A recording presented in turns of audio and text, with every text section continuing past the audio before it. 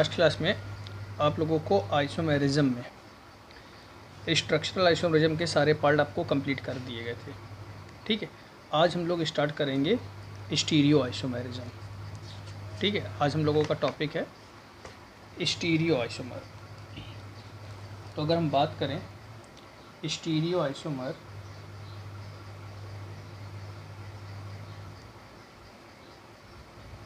क्या होता है स्टीरियो आइसोमर? तो जो स्टीरियो आइसोमर होते हैं उसके कुछ पॉइंट हैं, जैसे पहला point same molecular formula, second same structural formula. Structural formula का क्या मतलब हुआ? जैसे कि हमने पीछे जो भी पढ़े थे वो सब हमारे स्ट्रक्चरल आइसोमेरिज्म थे। एग्जाम्पल के तौर पर जैसे मान लो ए है, बी है, सी है, डी है। यहाँ पर ये लिखा है ए है, बी है, डी है, सी है। ठीक है, तो यहाँ पर देखो, यहाँ पर इसका स्ट्रक्चर चेंज हुआ। इसमें देखो यहाँ पर सी और डी में बी और सी में बॉन्डिंग थी, जबकि यहाँ पर हमारा ये हो गया डी, ये हो गया सी। बॉन्डिंग इनकी चेंज हो गई है। तो इसमें हमारा क्या हो रहा है, किस तरह से स्ट्रक्चर चेंज हो रहा है, जबकि इसमें हमारा क्या रहेगा, जो स्ट्रक्चरल फार्मूला क्या रहेगा वो हमारा सेम रहेगा। ठीक है, तो इसमें चेंज क्या होगा? इसमें चेंज होगा different spatial arrangement of atom और ग्रुप। जो स्पेशियल अरेंजमेंट होगा वो हमारा क्या होगा, चेंज हो जाएगा। एग्जाम्पल जैसे डी, ए, बी, सी लिखा है और लिख दिया गया है डी, ए, बी, सी। यहाँ पर देखो ये स्पेशल अरेंजमेंट हो गया, ये क्या हो रहा है, चेंज हो रहा है। अब देखो जो स्ट्रक्चरल फार्मूला है वो हमारा सेम है, डी ए के साथ जुड़ा है, ए बी के साथ, बी सी के साथ, डी ए के साथ, ए बी के साथ, बी सी के साथ, लेकिन इसका जो स्पेशल अरेंजमेंट है वो हमारा क्या हो जा रहा है, चेंज हो जा रहा है। तो ऐसे हमारे कौन सा आइसोमेरिज्म शो करते हैं, स्टीरियो आइसोमेरिज्म शो करते हैं। अब स्टीरियो आइसोमेरिज्म में हम लोग कौन कौन से पार्ट पढ़ेंगे? स्टीरियो आइसोमर में हम लोग कौन कौन से पार्ट पढ़ेंगे? दो पार्ट हमने पीछे बताए थे इसमें, कॉन्फ़िगरेशनल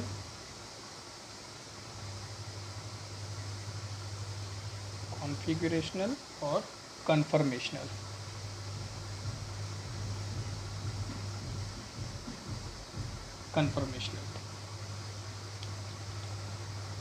ये जो होते हैं हमारे सेपरेबल होते हैं,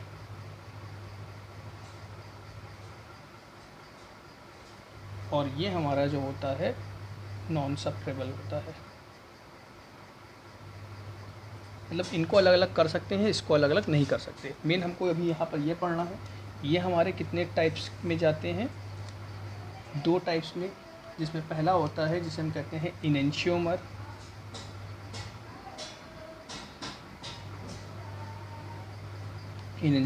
और दूसरा होता है डायस्ट्रियोमर।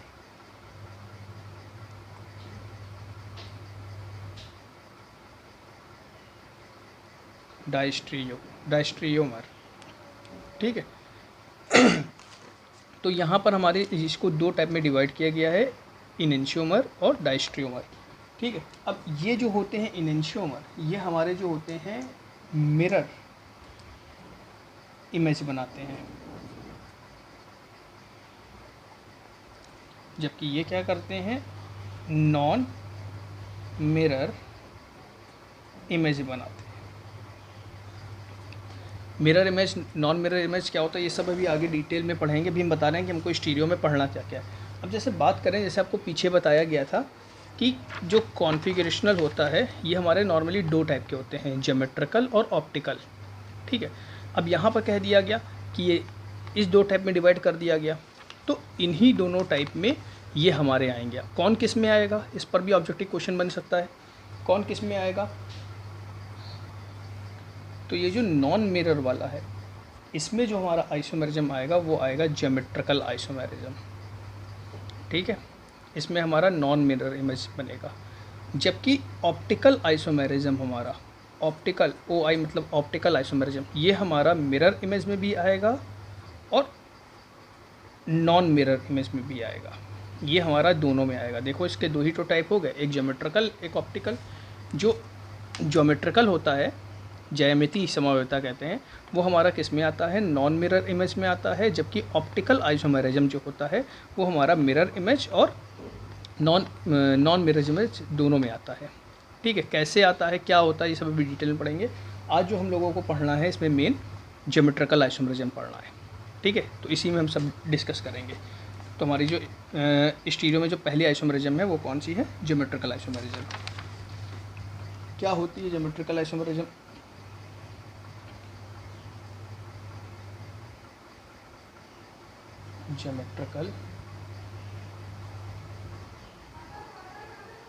Geometrical isomerism. अब ज्योमेट्रिकल आइसोमेरिज्म को हम एक एग्जांपल से बताते हैं।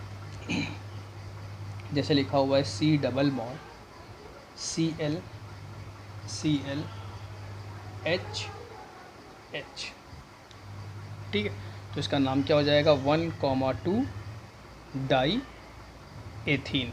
दो कार्बन को एथ कहते हैं, डबल बॉन्ड 1,2 डाई क्लोरीन है ना, 1,2 डाई क्लोरो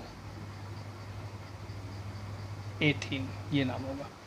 तो ये जो देखो इसमें हमारा क्या है, जो ग्रुप है एक ही टाइप में, मतलब सेम डायरेक्शन में है, तो इसे हम कहेंगे सिस फॉर्म कहेंगे। इसी तरह मान लो कि इस कंपाउंड को ऐसे लिखा जाता, HCl ClH। अब देखो ये क्या हो गए, ग्रुप अपोजिट डायरेक्शन में हो गए, तो इसको हम क्या कहेंगे, ट्रांस कहेंगे। ठीक है, तो ज्योमेट्रिकल आइसोमेरिज्म का एक नाम और होता है जिसे हम क्या कहते हैं, सिस ट्रांस आइसोमेरिज्म भी कहा जाता है। अगर एक ही डायरेक्शन में है तो हमारा क्या हो जाएगा, सिस। अगर अपोजिट में चले जाएंगे तो इसको हम क्या कहेंगे, ट्रांस कहेंगे। ठीक, अब कुछ लोग कहेंगे इस तरह, जैसे मान लो कि एक कंपाउंड लिखा हुआ है ClH ClH। ठीक है, अब कहेंगे तो इसमें भी तो इसे सेम साइड में है, क्या ये हमारा सिस फॉर्म होगा। ठीक है, तो होता क्या है, ये हमारा ज्योमेट्रिकल आइसोमेरिज्म शो ही नहीं करेगा। क्यों नहीं शो करेगा, क्योंकि ज़्यादा से ज़्यादा केसों में हम देखेंगे कि ज्योमेट्रिकल आइसोमेरिज्म में क्या होगा, मल्टीपल बॉन्ड होगा, डबल बॉन्ड होगा। सभी में नहीं होगा, लेकिन ज़्यादा से ज़्यादा केसों में हम देखेंगे कि इसमें क्या होगा, मल्टीपल बॉन्ड होगा। मल्टीपल बॉन्ड करता क्या है, ये हमारा रिस्ट्रिक्टेड रोटेशन करता है, रिस्ट्रिक्टेड रोटेशन करता है। ठीक है, तो ये रिस्ट्रिक्टेड रोटेशन क्या होता है इसके बारे में भी बताते हैं। यहाँ पर देखो, जब ग्रुप सेम टाइप है, सेम डायरेक्शन में, तो इसे हमने क्या कह दिया है, सिस। अपोजिट में हो गया तो इसे क्या कह दिया है, ट्रांस। होता क्या है कि इनकी जो प्रॉपर्टीज़ होती है वो बदल जाती है। किस कारण, इसी रिस्ट्रिक्टेड रोटेशन के कारण इनकी प्रॉपर्टीज़ जो होती है वो चेंज हो जाती है। ठीक है, तो जो ज्योमेट्रिकल आइसोमेरिज्म होता है उसमें मोस्टली चांसेस होता है कि मल्टीपल बॉन्ड होगा। ठीक है, मल्टीपल बॉन्ड होने के कारण क्या होगा, हमारा रिस्ट्रिक्टेड रोटेशन होगा, जिसे हमारा ये क्या शो करेंगे, ज्योमेट्रिकल आइसोमेरिज्म शो करेंगे। अब देख लेते हैं हमारा जो ये रिस्ट्रिक्टेड रोटेशन होता है ये क्या होता है। जैसे मान लो कि यहाँ पे जो कंपाउंड लिया गया था, डबल बॉन्ड ClH। ठीक है, तो यहाँ पर अगर हम इस कार्बन का हाइब्रिडेशन देखें तो देखो ये भी सिग्मा है, ये भी सिग्मा है, ये सिग्मा है, ये सिग्मा है, ये सिग्मा है, ये पाई है। तो इसका हाइब्रिडेशन क्या निकल के आएगा, सिग्मा बॉन्ड कितने हैं, 1 2 3। ठीक है, तो 3 पर कौन सा हाइब्रिडेशन होता था, 3 पर होता है sp2 हाइब्रिडेशन होता है। ये आप लोगों को केमिकल बॉन्डिंग वाले चैप्टर में बताया गया था हाइब्रिडेशन कैसे निकलता है। और sp2 का शेप कैसा होता है, ट्राइएंगुलर प्लेनर, ये इसका क्या होता है, शेप होता है। तो अगर हम इसका जरा ऑर्बिटल शेप बनाएं तो इसका ऑर्बिटल शेप कैसा बनेगा, देखो एक ही प्लेन में होंगे, जैसे ये एक प्लेन है तो ये जो भी हम यहाँ पर ये बनाएंगे ये सब हमारे एक ही प्लेन में होने चाहिए।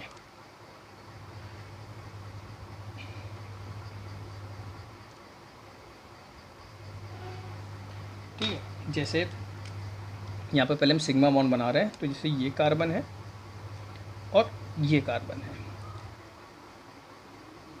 ये पाई ये पाई, पहला जो सिग्मा बॉन्ड बन रहा है वो पाई पाई के बीच, सॉरी पहला जो सिग्मा बॉन्ड बन रहा है वो किसके किसके बीच बन रहा है, इन कार्बन के बीच बन रहा है।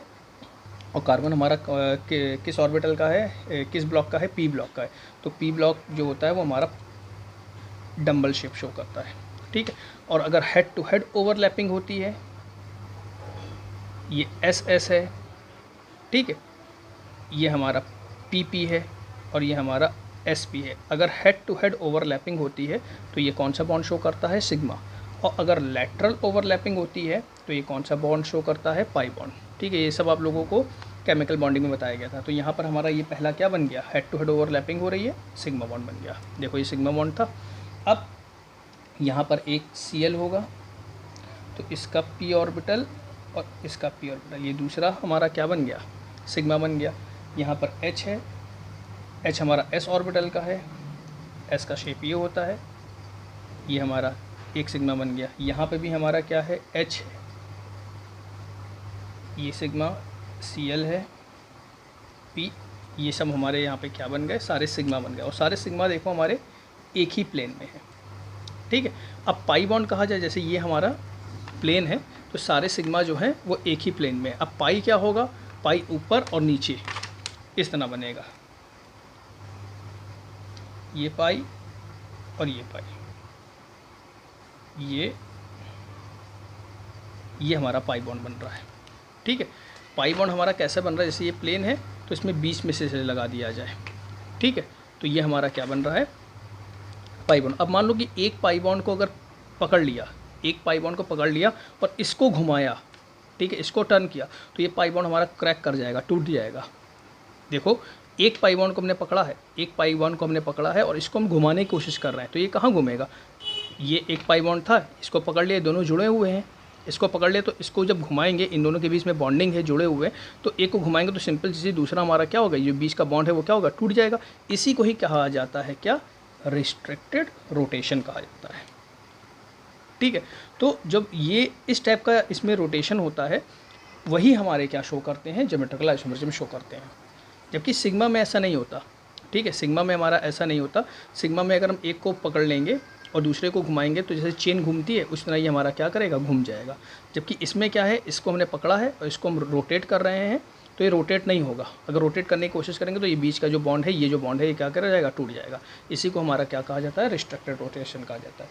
तो इस टाइप की जो आइसोमरिज्म है, ज्योमेट्रिकल आइसोमरिज्म, उसमें मोस्टली केस में हम देखेंगे हमारा क्या पाया जाएगा, मल्टीपल बॉन्ड पाया जाएगा। इसी कारण हमारा जो है इसमें हमारा ज्योमेट्रिकल आइसोमरिज्म शो नहीं करेगा। बात समझ में आ रही नहीं आ रही है। तो जो ज्योमेट्रिकल आइसोमरिज्म के लिए मैक्सिमम कंडीशन हम देखेंगे जिसमें हमारा क्या होना चाहिए, मल्टीपल बॉन्ड होना चाहिए। ये नहीं शो कर रहा है ज्योमेट्रिकल आइसोमरिज्म। समझ में आया, ये सिस और ट्रांस नहीं शो करेगा। समझ में आया क्यों, क्योंकि इसमें हमारा क्या नहीं है, मल्टीपल बॉन्ड नहीं है। ठीक है, ठीक है, ये क्लियर है आप लोगों को। ठीक है, ज्योमेट्रिकल आइसोमरिज्म में हमारे पाई बॉन्ड होने चाहिए। अब यहाँ से भी एक क्वेश्चन बनता है कि पाई बॉन्ड ज़रूरी है कि रिस्ट्रिक्टेड रोटेशन ज़रूरी है। ये ज़रूरी है ज़्यादा। देखो फिर से बता रहे, अगर हम इसको स्विच करने की कोशिश करेंगे तो ये बॉन्ड टूट जाएगा। ठीक है, अगर मान लो कि अगर ये स्विच हो जाता तो ये ग्रुप हमारे सेम तरफ चले जाते, तो ये हमारा सिस ट्रांस कहाँ शो कर पाता। सिस ट्रांस में यही प्रॉपर्टी होती है कि जो अगर सेम ग्रुप एक तरफ है तो हमारा सिस हो जाएगा, अपोजिट साइड में है तो ये हमारा क्या हो जाएगा, ट्रांस हो जाएगा। और जब ये स्विच कर जाएंगे तो सिस और ट्रांस सेम नहीं हो जाएंगे। इसलिए हमारे यहाँ पर ये चीज़ होना बहुत ज़रूरी है, रिस्ट्रिक्टेड रोटेशन। ठीक है, कुछ एग्जांपल देखते हैं। जैसे हमको सिस ट्रांस बनाना है, सिस ट्रांस बनाना है किसका, हेक्स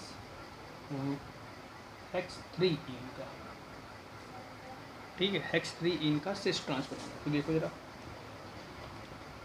कितने कार्बन है, 6, 1 2 3 4 5 6, ठीक है। 3 पर हमारा क्या है, इन है, डबल बॉन्ड है, बाकी सब हमारा किससे जुड़ा होगा, सिंगल बॉन्ड से।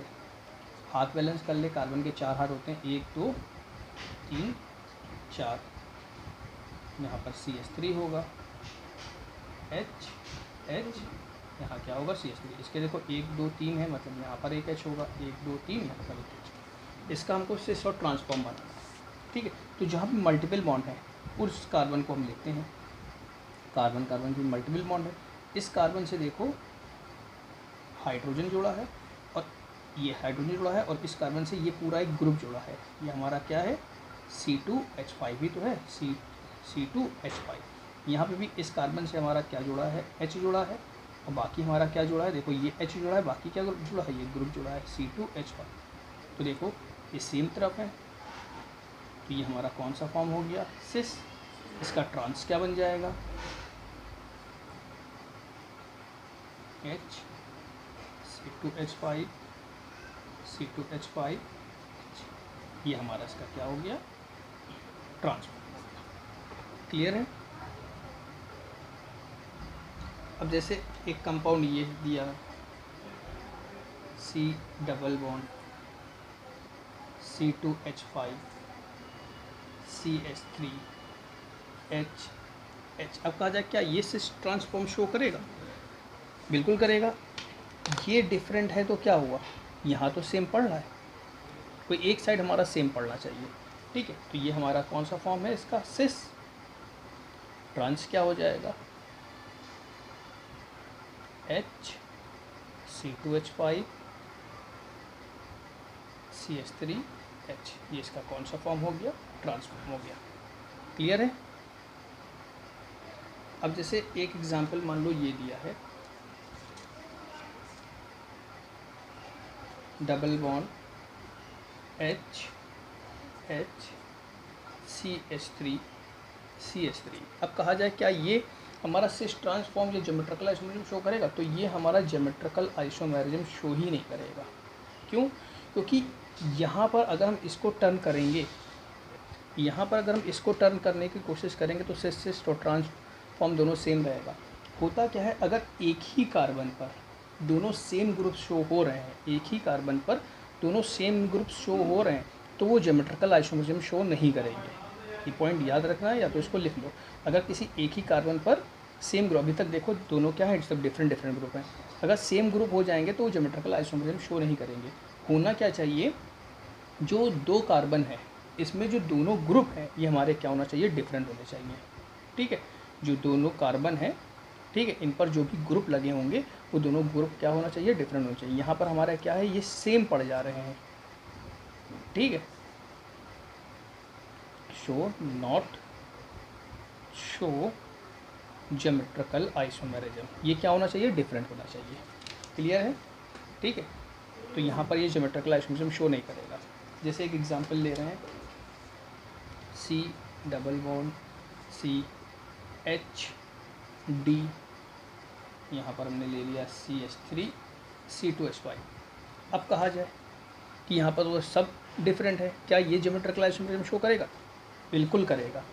ज्योमेट्रिकल आइसोमेरिज्म ये बिल्कुल शो करेगा। तो अभी तो कहा कि जो दोनों पर ग्रुप हैं वो हमारे क्या होना चाहिए, डिफरेंट होने चाहिए। चलो वो तो पॉइंट हमारा मैच हो रहा है, लेकिन जो जब हमारे दो सेम ग्रुप एक साइड होंगे तभी तो वो हमारा सिस होता था।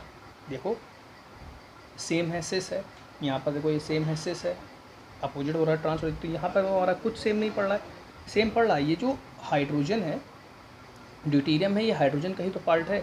हाँ, इसमें ये पार्ट है, ये सिस ट्रांस नहीं शो करेगा, ये हमारा दूसरा शो करेगा जिसे हम कहते हैं EZ फॉर्म कहते हैं, ठीक है, वो ये शो करेगा। लेकिन ये ज्योमेट्रिकल आइसोमेरिज्म शो करेगा, लेकिन ये ज्योमेट्रिकल आइसोमेरिज्म ही नहीं शो करेंगे क्योंकि यहाँ पर हमारा क्या पड़ रहा है, सेम ग्रुप पड़ रहा है, ठीक है। तो ये हमारा ज्योमेट्रिकल आइसोमेरिज्म शो करेगा, लेकिन ज्योमेट्रिकल आइसोमेरिज्म में ये सिस ट्रांस ना शो करके क्या शो करेगा, EZ फॉर्म, इंटाजन जूसामिन, ये फॉर्म हमारा शो करेगा। क्या होता है ये सब अभी हम डिटेल में बताएंगे, अभी तो यहाँ पर केवल पॉइंट चल रहा है सिस और ट्रांस का। क्लियर है। जहाँ पर भी हमारे जो मल्टीपल बॉन्ड है उनमें जो कार्बन है उनके अगर ग्रुप सेम पड़ जाते हैं, ठीक है, तो वो ज्योमेट्रिकल आइसोमरिज्म शो नहीं करेंगे। मल्टीपल बॉन्ड में जो कार्बन है उनके जो ग्रुप होने चाहिए वो डिफरेंट होने चाहिए, तभी वो हमारी ज्योमेट्रिकल आइसोमरिज्म शो करेंगे। ये हमारा सारे ग्रुप डिफरेंट हैं, ज्योमेट्रिकल आइसोमरिज्म शो करेंगे, लेकिन ज्योमेट्रिकल आइसोमरिज्म में कौन सा शो करेंगे, ई और जेड फॉर्म शो करेंगे, ये भी आगे बताया जाएगा। कुछ एग्जाम्पल हैं, जैसे एक क्वेश्चन दिया है, ब्यूट 2इन 1,4 डाइओइक एसिड, ठीक है, ब्यूट 2इन 1,4 डाइओइक एसिड कह रहा है। इसका हमको सिस और ट्रांसफॉर्म बनाना है, तो पहले हम इसका स्ट्रक्चर बनाएं। कितने कार्बन है, ब्यूट 1 2 3 4, ठीक है, ब्यूट हो गया। 2 पर इन कह रहा है, 2 पर इन लगा दिया, ठीक है। 1 और 4 पर क्या कह रहा है, 1 2 3 4, 1 और 4 पर क्या कह रहा है, डाइओइक एसिड। अब ऐसा नहीं कि यहाँ पे फिर से COH लिख दो, यहाँ पे फिर से COH लिख दो तो कार्बन नंबर बढ़ जाएंगे। 4 पर ही कह रहा है डाइओइक एसिड, मतलब 4 ही हमारा क्या है, COOH है, COOH है। हाथ बैलेंस कर लें, 1 2 3 H, 1 2 3 क्या हो गया, H, ठीक है। तो अब जरा इसका स्ट्रक्चर देखें, स्ट्रक्चर कैसे बनेगा। तो कार्बन और कार्बन के बीच क्या है, ये डबल बॉन्ड वाला ले लिया, एक तरफ ये जुड़ा हुआ है H से और दूसरी तरफ COOH से, एक तरफ जुड़ा हुआ H से COOH से, तो ये हमारा कौन सा फॉर्म हो गया, ये हमारा फॉर्म हो गया सिस। क्लियर है। अब इसको जरा अपोजिट कर दें, COOH H H COOH, ये हमारा कौन सा फॉर्म हो, ट्रांस। क्लियर है। इसी पॉइंट को, ये जो हमारा स्ट्रक्चर बना है, इसको कई बार कहा जाता है, कई जगह लिखा होता है, इसी को ही हम कहते हैं मैलिक एसिड। मैलिक एसिड कहा जाता है, ठीक है। और ये कौन सा है, इसे हम फ्यूमेरिक एसिड कहते हैं, फ्यूमेरिक एसिड। तो कभी कभी ऑब्जेक्टिव क्वेश्चन आ सकता है, malic acid and fumaric acid are, कौन से आइसोमरिज्म शो करेंगे, which type of isomerism show, geometrical isomerism show करते हैं, ठीक है। Malic acid and fumaric acid कौन सा आइसोमरिज्म शो करते हैं, ज्योमेट्रिकल आइसोमरिज्म शो करते हैं। तो ये चीज़ क्लियर है। यहाँ पर ये ज्योमेट्रिकल आइसोमरिज्म में आप लोगों को क्या बताया गया है, सिस और ट्रांसफॉर्म बताया गया है। जो ज्योमेट्रिकल आइसोमरिज्म है, इसमें हमारा मेन पॉइंट क्या है, मल्टीपल बॉन्ड और रिस्ट्रिक्टेड रोटेशन होना चाहिए, तभी हमारा ज्योमेट्रिकल आइसोमरिज्म शो करेंगे।